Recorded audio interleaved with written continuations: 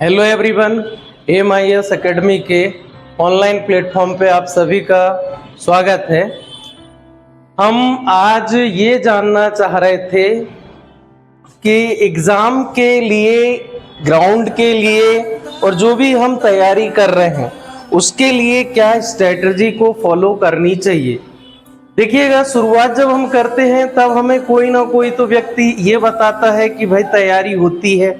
तैयारी होती किस तरह से है, इनमें किस किस साधन की जरूरत पड़ती है, ये सारी चीजें हम समय के हिसाब से धीरे धीरे जुटाते चलते हैं।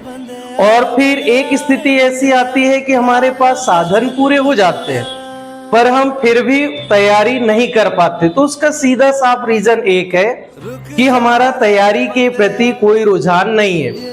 तो हम चाहते हैं कि आप अपनी तैयारी के प्रति रुझान को कैसे बढ़ाएं। उसके लिए आपको सबसे पहले तो किस चीज के लिए तैयारी कर रहे हो, आपको एक अपना यहाँ ध्यान दीजिएगा। सबसे पहले तैयारी करने के लिए आपको निर्धारित करना पड़ेगा अपना एक गोल।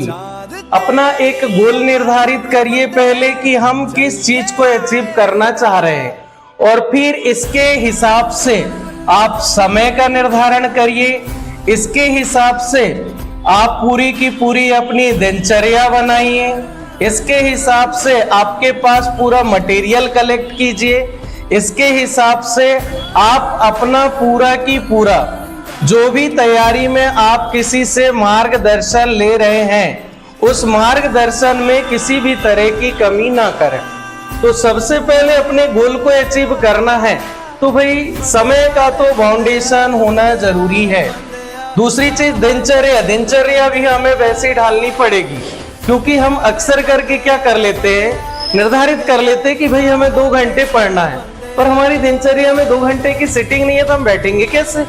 तो सबसे पहले हमें क्या करना पड़ेगा, हमें उस चीज को डेवलप करनी पड़ेगी, अपनी दिनचर्या को सुधार के।